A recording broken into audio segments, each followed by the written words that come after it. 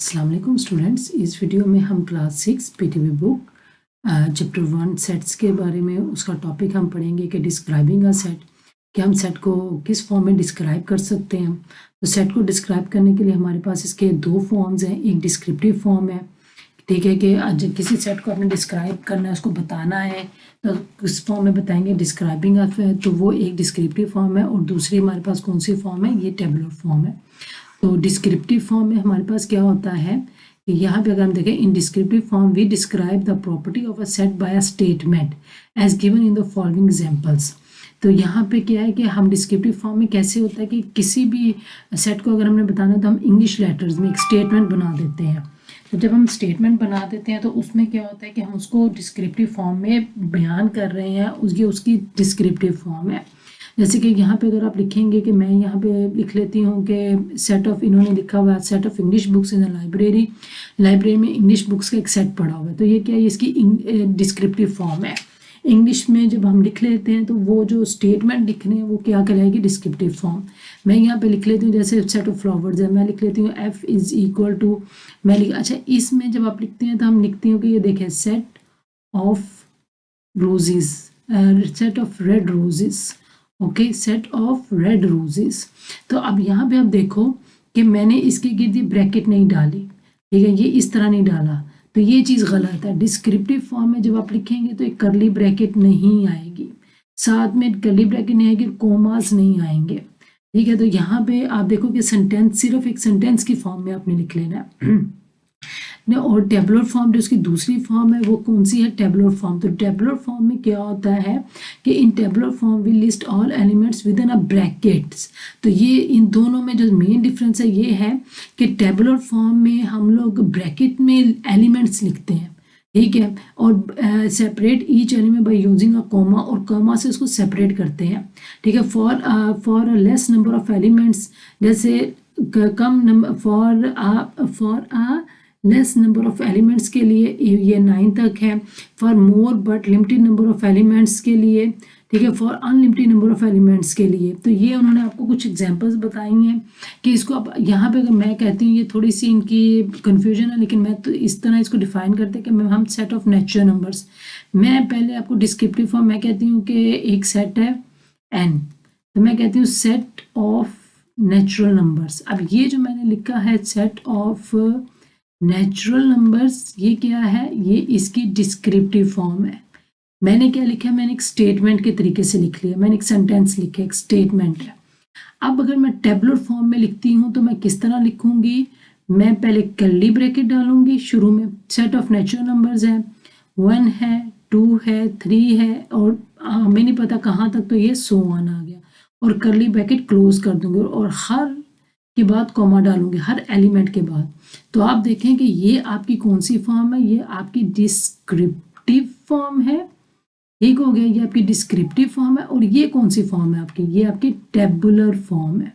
इन दोनों में सबसे मेन डिफरेंस ये है कि जब आप टेबुलर फॉर्म होता है मैथ की नोटेशन में आप लिख रहे हो, मैथ के नंबर्स में लिख रहे हो, ब्रैकेट कर्ली ब्रैकेट में क्लोज कर रहे हो। और डिस्क्रिप्टिव फॉर्म क्या है कि आपको सिर्फ एक इंग्लिश स्टेटमेंट आ गई है कि जी सेट ऑफ इंग्लिश बुक्स है मर्दर, तो फिर उसको आप मैथ की लैंग्वेज में यानी कि उसको दूसरी टेबुलर फॉर्म में लिखते हो, ब्रैकेट कर्ली ब्रैकेट डालते हो, फिर उसके जो हर एलिमेंट उसको एलिमेंट्स लिखते हो, और एलिमेंट्स के दरमियान कॉमा डालते हो। तो ये इसकी टेबुलर और डिस्क्रिप्टिव फॉर्म में डिफरेंस है।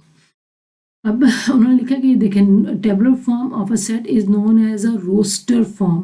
तो इसका दूसरा नाम है कि इसको रोस्टर फॉर्म भी कहा जाता था। या तो आपको कह सकते हैं कि राइट इन अ डिस्क्रिप्टिव टेबुलर फॉर्म, या दूसरी फॉर्म में ये आपको ये भी कह सकते हैं राइट इन अ रोस्टर फॉर्म। अब एग्जाम्पल 1 है, उन्होंने एक एग्जाम्पल दे दिया राइट, और अब ये प्रैक्टिस के लिए है। Right the following sets into tabular form. यहाँ पे आप नीचे देखो आपको इंग्लिश में दे दिया हुआ है, तो स्टेटमेंट है, तो ये कौन सी फॉर्म आपको दी हुई है, आपको यहाँ पे डिस्क्रिप्टिव फॉर्म दी हुई है, और उन्होंने आपसे क्या कहा है कि इसकी आप टेबुलर फॉर्म लिखो, ठीक हो गया।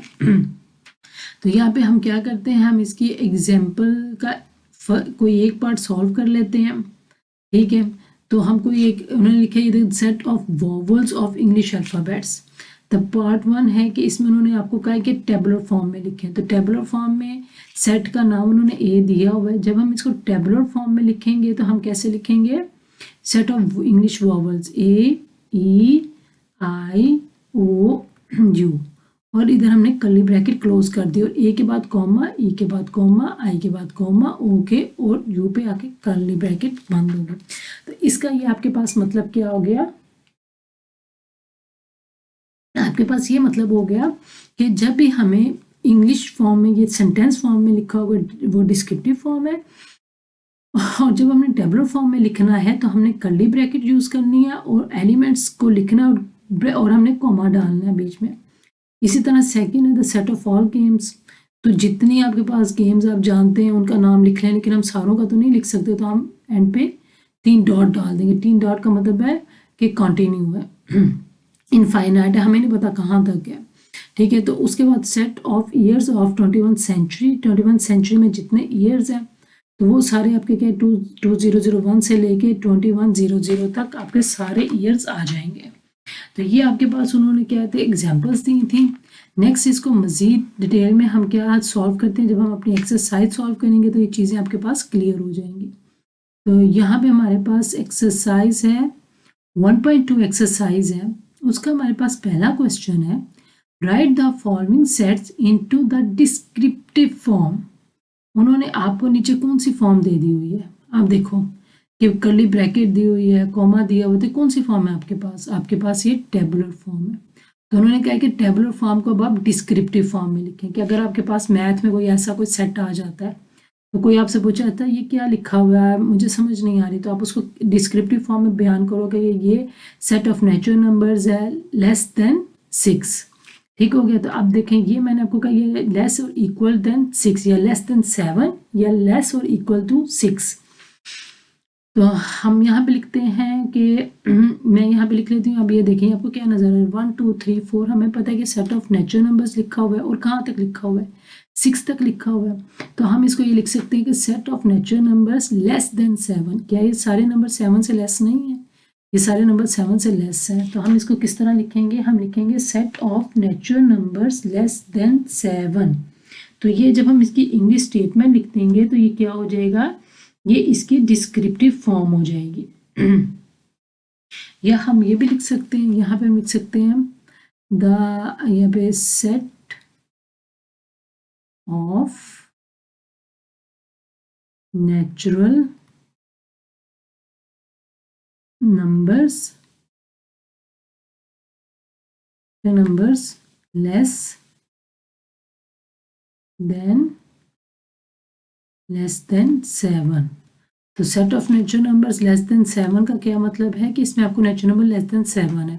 अच्छा आप ये भी लिख सकते हैं कि first 6 natural number, set of first 6 natural numbers, ये भी आप लिख सकते हैं set of first 6 natural number. इन दोनों में से कोई भी स्टेटमेंट जो आपको बेहतर लगती है आप लिख सकते हैं, क्योंकि किसी आपने सेट को डिफाइन ही करना है ना, तो डिफाइन करने के तो मेथड हो सकते हैं set of first 6 natural numbers, okay. लेकिन सिर्फ जो आप डिफाइन करें, जब डिस्क्रिप्टिव फॉर्म लिखें तो फॉर्म आपकी ठीक होनी चाहिए।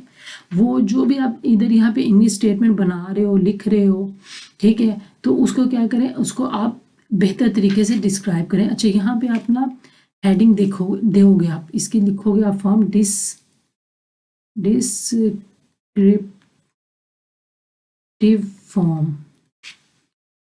डिस्क्रिप्टिव फॉर्म, यहाँ पे आप इसको यहाँ पे लाजमी बताओगे कि इसकी डिस्क्रिप्टिव फॉर्म है। अच्छा अब यहाँ पे हमारे पास क्या है, हमारे पास क्वेश्चन नंबर 2 है।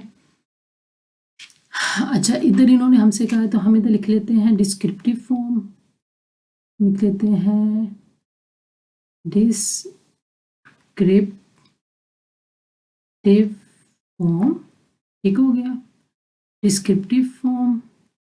तो डिस्क्रिप्टिव फॉर्म में हमने इसको कैसे लिखना है, b इज इक्वल टू, अभी आपको क्या लग रहा है वहां पे आप देखो कि आपके पास 1 2 था, यहाँ पे आपके पास 1 2 था, तो वो सेट ऑफ नेचुरल नंबर था, ये सेट ऑफ नंबर 0 से स्टार्ट हो रहा है। तो जो नंबर 0 से स्टार्ट हो सेट वो कौन सा होता है, वो होल नंबर होता है। तो आप यहाँ पे लिखोगे set of whole numbers less than 100, okay. क्योंकि सेट ऑफ होल नंबर्स हैं तो इट्स लेस देन 100 है, set of whole numbers less than 100। तो इसमें आपके पास कितने नंबर आ गए, 0 से लेकर 99 तक नंबर आ गए। अच्छा, अब आपके पास नेक्स्ट है, इसको अब हम, अच्छा ये देखें, इधर इन्होंने इंग्लिश के वर्ड्स लिखे हैं लेकिन ये डिस्क्रिप्टिव फॉर्म नहीं है क्योंकि इसके अंदर कर्ली ब्रैकेट और कोमा है। ठीक है, तो ये इसकी टेबुलर फॉर्म है। हमने क्या लिखना है, डिस्क्रिप्टिव फॉर्म हमने लिखनी है। तो हम क्या कहते हैं इसको, डिस्क्रिप्टिव फॉर्म। ठीक है, अब हम क्या करने लगे हैं, C इज इक्वल टू, अच्छा क्रिकेट, फुटबॉल, हॉकी, टेनिस। तो ये जो आपके पास ये सेट है, ये आपको क्या डिफाइन कर रहा है, ये आपको सेट ऑफ 4 गेम्स नहीं डिफाइन कर रहा। ये यहाँ पे अगर आप सेट देखो तो आपको क्या नाम नज़र आ रहा है, आपको ये सारे नाम क्या गेम्स के नज़र नहीं आ रहे, तो आप क्या लिखोगे, सेट ऑफ 4 गेम्स। ठीक है, कोई भी 4 गेम्स है, सेट ऑफ 4 गेम्स के, ये क्या है, सेट ऑफ 4 गेम्स है। हमारे पास किसका सेट बना है, 4 गेमों का सेट बना हुआ, तो सेट ऑफ 4 गेम्स। उसके बाद हमारे पास आता है ये दोबारा आ गया है, अच्छा इसको हम स्किप कर देते हैं। अब यहाँ पे अब ये आपके पास आई है टेबुलर फॉर्म, हमने किस में लिखना, डिस्क्रिप्टिव फॉर्म। ओके, हमने लिखना डिस्क्रिप्टिव फॉर्म में। ठीक है, तो यहाँ पे अगर आप देखो तो यहाँ पे आपको 2, 4, 6, तो ये आपको कौन सा सेट दिया हुआ है, ऐसा सेट जिसमें इवन नंबर्स आ रहे हो या ऐसा सेट जो 2 का मल्टीपल हो जिसमें 2 का टेबल आ रहा हो, कौन सा सेट होता है। मैं अपने लास्ट प्रीवियस वीडियो में बता चुकी हूँ कि ऐसा सेट हमारे पास इवन नंबर्स होता है। तो आपके पास क्या है, E इज इक्वल टू, की किसके बराबर है, set of even numbers, set of even numbers. आप इसको इस तरीके भी से लिख सकते हैं, सेट ऑफ इवन नंबर्स है, और set of infinite even numbers, और कि ये इनफाइनाइट लातादाद है, हमें नहीं पता कहाँ तक है, तो हम इसको लिख सकते हैं is equal to set of infinite. एक आपके पास फाइनाइट होता है और एक आपके पास infinite, set of infinite even numbers. कि ये इवन इनफाइनाइट, फाइनाइट वो होता है, यहाँ पे थोड़ा सा बता देती हूँ, आगे जाके ये डिटेल में हम पढ़ेंगे। फाइनाइट आपके पास ये होता है कि आपके पास जैसे सेट ऑफ नेचुरल नंबर्स है, मैं लिख दूँ 1 2 3 तक लिख के उसके बाद मैं बंद कर दूँ। ठीक है, आगे मैं डॉट नहीं डाला, तो ये आपके पास फाइनाइट, हम इसको गिन सकते हैं। जिसको हम गिन सकें वो फाइनाइट है, जिसको हम गिन ना सकें वो इनफाइनाइट होता है। अब मैं इधर लिखती हूँ 1 2 3 और सो ऑन। अब इसको तो मैं गिन नहीं सकती, मैंने डॉट्स डाल दिए, तो जिन सेट में 3 डॉट्स आ जाए वो इनफाइनाइट सेट होता है, अनकाउंटेबल सेट, जिसको हम गिन नहीं सकते। सेट ऑफ स्टार्स है हमारे पास, वो अनकाउंटेबल है, हमें नहीं पता कितने सेट ऑफ स्टार्स है। ठीक हो गया, इसी तरह तो ये हमारे पास एक सेट की एग्जाम्पल है।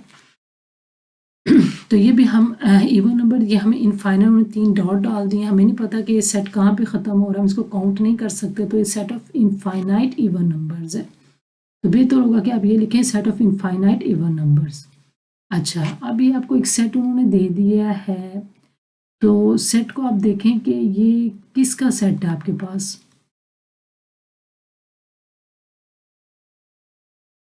ये आपके पास किसका सेट है, पोटैटो है, लेडी फिंगर है, कैरेट है, ब्रिंजल है, तो ये किसका सेट हो गया आपके पास, यस ये आपके पास सेट हो जाएगा set of 4 vegetables, 1 2 3 4, set of 4 vegetables के 4 वेजिटेबल्स का आपके पास सेट है, या set of name of 4 vegetables हैं, कि इसमें आपके पास 4 वेजिटेबल्स का नाम है लिखा हुआ है। आप ये भी कह सकते हो सेट ऑफ 4 वेजिटेबल्स हैं आपके पास। अगर मैं आपको कहती हूँ कि सेट ऑफ 4 वेजिटेबल्स लिखें, तो आप उसको किस तरह लिखेंगे, इस तरह आपको सेट ऑफ 4 वेजिटेबल्स लिख लेंगे। तो इस सारे क्वेश्चंस में आपकी क्या प्रैक्टिस फॉलो करवा रहे हैं, आपकी प्रैक्टिस करवा रहे हैं कि आप इसको लिख सको, आपकी प्रैक्टिस करवा रहे हैं कि आप इसको इस तरह लिख सको। अच्छा, ये कौन सा है, 1 2 3। अच्छा, आप देखो शुरू के क्वेश्चन में जो उन्होंने हमें दिया था उसमें हमारे पास ये था 1 से लेके 6 तक था, ठीक हो गया। लेकिन जब यहाँ पे अगर आप देखो तो यहाँ पे क्या है, 1 से 3 और आगे देखो सो ऑन है, तो हम क्या लिखेंगे, set of infinite natural numbers, set of infinite natural numbers के इनफाइनाइट नेचुरल नंबर्स का हमारे पास क्या है, सेट है।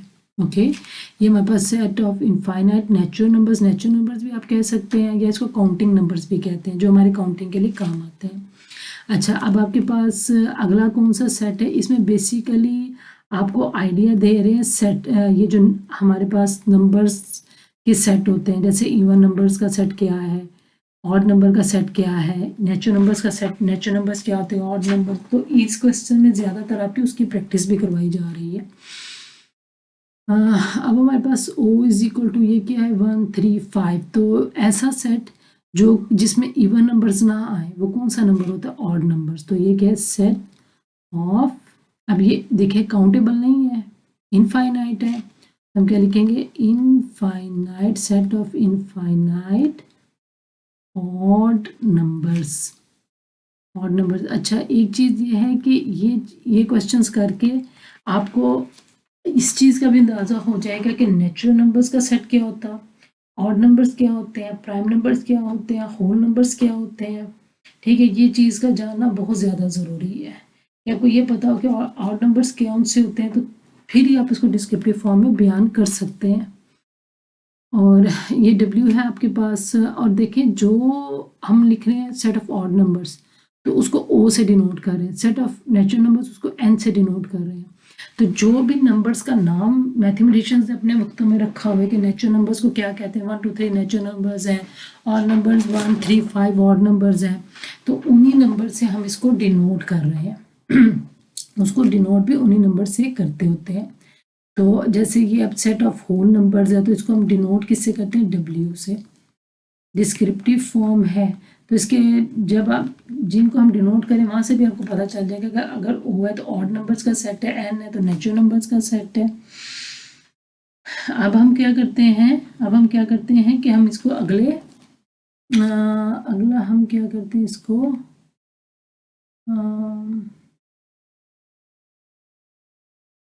ओके हम यहाँ पे भी देख लेते हैं अपना।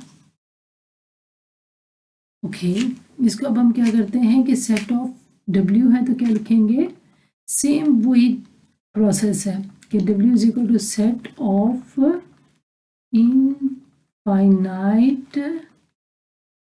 Infinite whole numbers, set of infinite whole numbers. ठीक हो गया। अब यहाँ पे लास्ट है फादर मदर ब्रदर सिस्टर, तो ये अब आपके पास क्या सेट है, इसको मैं सॉल्व नहीं करूँगी, लेफ्ट फॉर यू, लेकिन सिर्फ बता देती हूँ कि ये जो सेट है आपके पास जिसमें फादर है, मदर है, ब्रदर है, सिस्टर है, तो क्या ये आपके फैमिली के 4 मेंबर्स हैं। तो ये आपके पास सेट ऑफ 4 फैमिली मेंबर्स है। ये किसका सेट है आपके पास, सेट ऑफ 4 फैमिली मेंबर्स है। तो कुछ ऐसे अगर मज़ीद भी वो लोग सेट बना देते हैं, तो इन क्वेश्चन से हमें बहुत ज़्यादा इस चीज़ की प्रैक्टिस ज़रूर होगी कि कोई भी अगर हमें सेट दे देंगे तो हम उसको डिस्क्रिप्टिव फॉर्म में कैसे लिखेंगे, उसको देखेंगे और उसको इंग्लिश फॉर्म में ट्रांसलेट कर देंगे। डिस्क्रिप्टिव फॉर्म का मतलब ये होता है कि जो भी आपको टेबुलर फॉर्म में नज़र आ रहा है उसको आपने सिंपल इंग्लिश सेंटेंस में लिख देना है। जब आप उसको इंग्लिश स्टेटमेंट उसकी बना लोगे, उसको इंग्लिश के सेंटेंस में लिखोगे तो वो उसकी डिस्क्रिप्टिव फॉर्म हो जाएगी। ओके, तो नेक्स्ट वीडियो में हम अपने क्वेश्चन नंबर 2 देखेंगे, उसको सॉल्व करना देखेंगे और इसकी आप प्रैक्टिस कीजिएगा। टिल देन अल्लाह हाफिज़, see you in the next video.